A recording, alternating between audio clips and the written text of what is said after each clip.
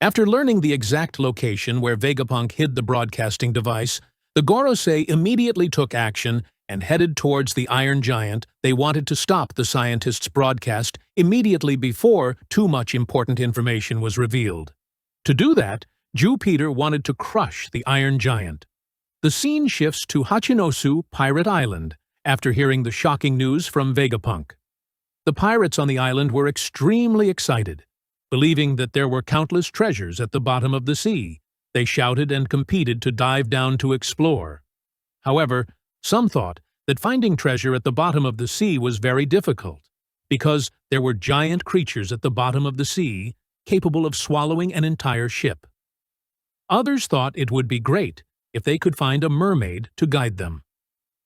Somewhere at sea, the captain of a pirate crew was extremely excited about the information about the advanced civilization that Vegapunk was talking about. Although it was hard to believe that the entire world would be submerged to the bottom of the sea, the captain was still very happy to invite other crew members to prepare for a dive. The scene shifts to Vice Admiral Smoker at this time. He was moving while contacting his subordinate. Asking where she was now, Tashigi said she was at the hospital with the SWORD unit, inside the hospital room. Kobe was extremely worried, not knowing what to do next. Currently, there was too much information for them to process, and his teammates advised him to rest and recover. If Kobe followed them now, he would only be a hindrance to everyone. Another member then came in and announced that their captain was recovering very well. Hearing that the others were also relieved, Kobe asked what would happen next if Vegapunk's words were true, and the other guy admitted that if it were true, the Marines would face a crisis. His female friend thought it was time for their sword unit to act. The leader of the sword unit, Drake, was still listening to Vegapunk speak. At this time, all over, people began to believe the claims made by this scientist, wanting to know what Pirate King Roger had left behind after learning about the erased history. At the same time, at Nami's group, the shield had been turned off by Stussy, creating an escape route for them.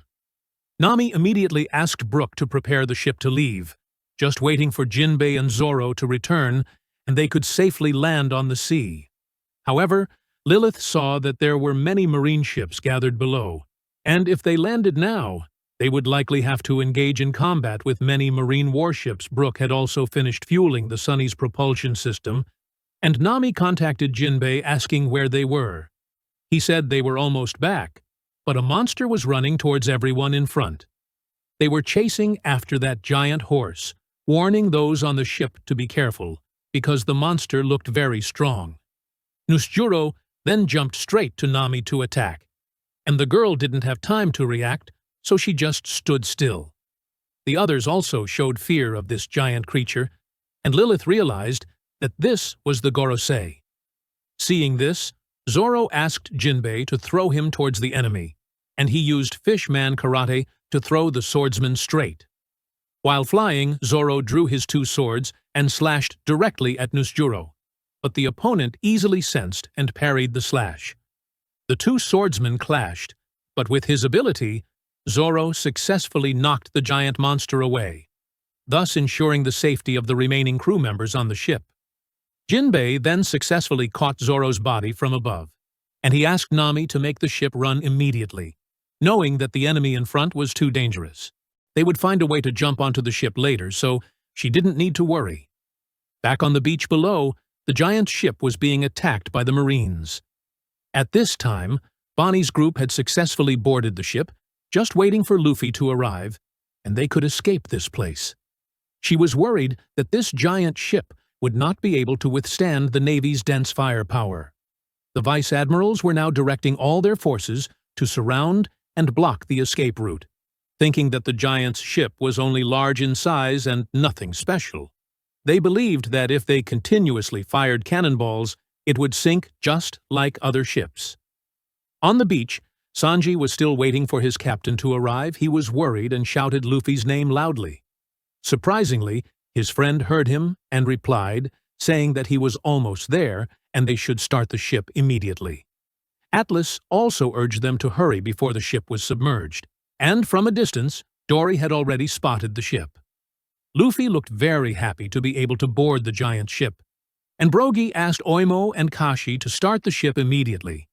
The people on board lowered the sails and turned around. Seeing this, the Navy Vice Admirals ordered a blockade to prevent anyone from escaping, but no matter how many cannonballs they fired, the giant pirate cruise ship remained unharmed. Instead, the crew members counterattacked by firing arrows at the Navy, and the weapons they used were all large. This caused heavy losses to the Navy, but they still tried to resist. With its enormous size, the giant pirate cruise ship crushed the ships below. The crew members also jumped down to attack, and the small Navy soldiers were not strong enough to harm the giants' bodies. Many warships were destroyed in this way, and seeing that the situation was not good, another Vice Admiral requested all warships to gather in one place to attack, and 2 other Vice Admirals were also present to assist. One person controlled a mechanical monster to fire at the giant ship, while the other rushed in to attack directly with punches. She hardened her arm and unleashed a series of powerful punches at Kashi, who was immediately knocked down and fell into the sea. Seeing this scene, the Navy soldiers were re-energized to fight. Back on the island, Luffy realized that the giant pig was no longer chasing them, and he wondered where it had gone. Dorry thought it didn't matter. What needed to be done now was to jump on the ship and escape. The reason War Curie was no longer chasing Luffy was to focus on attacking the Iron Giant with the other Gorosei. He was still moving around the island without realizing the danger.